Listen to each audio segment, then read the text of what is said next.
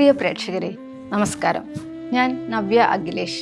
നവ്യം കർക്കിടകത്തിൻ്റെ മറ്റൊരു ഏടിലേക്ക് സ്വാഗതം. ഇന്ത്യയുടെ ചരിത്രപരമായ രണ്ടു മഹത്തായ ഇതിഹാസങ്ങളിൽ ഒന്നാണ് രാമായണം. കവി വാൽമീകിയാണ് രചയിതാവ് എന്ന് ഹിന്ദു ഐതിഹ്യങ്ങൾ അംഗീകരിക്കുന്നു. ഏകദേശം 24,000 ശ്ലോകങ്ങളാൽ സമ്പന്നമാണ് രാമായണം. 7 കാണ്ഡങ്ങളായി വിഭജിച്ചിരിക്കുന്നു. ആരംഭത്തിൽ രാമന്റെ രാജകീയ ജനനവും സീതയുമായി വിവാഹവും കാണാം. പിന്നീടുള്ള 14 വർഷത്തെ വനവാസത്തിൽ വിവിധ സാഹസികതകളും എതിരാളികളുമായുള്ള ഏറ്റുമുട്ടലുകളും കഥയെ അഭിവൃദ്ധിപ്പിക്കുന്നു. രാവണനെ സംഹരിച്ച രാമൻ സീതയെ തിരിച്ചു കൊണ്ടുവരുന്നു.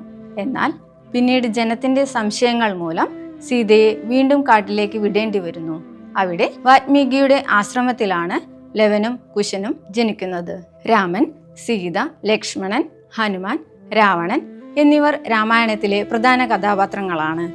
ഈ കഥാപാത്രങ്ങൾ മാത്രമല്ല, ജടായു മുതൽ ശൂർപ്പണഖ വരെ ഓരോരുത്തരും കഥയ്ക്ക് ദാരുണതയും ദാർശനികതയും പകരുന്നു.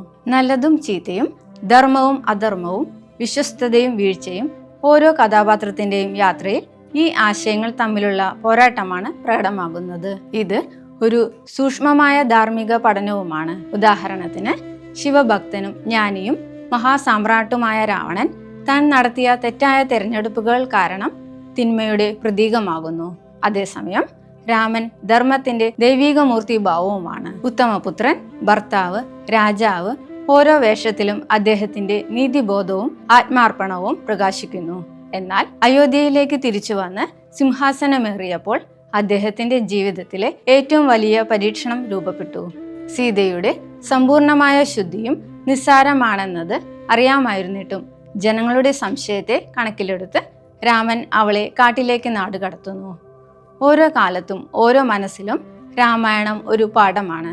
ജീവിതത്തിലെ തെറ്റായ വഴികളും ഉത്തമത്തിനുള്ള കഠിന വഴികളും നമ്മെ സ്വയം നിരീക്ഷിക്കാൻ രാമായണം വിശ്വാസികളെ പ്രേരിപ്പിക്കുന്നു. മറ്റു ചില കർക്കിടക രാമായണ വിശേഷങ്ങളുമായി നാളെ വീണ്ടും കണ്ടുമുട്ടാം. നിങ്ങളുടെ വിലയേറിയ അഭിപ്രായങ്ങളും നിർദ്ദേശങ്ങളും താഴെ കമന്റ് ബോക്സിൽ രേഖപ്പെടുത്തുക. നന്ദി, നമസ്കാരം.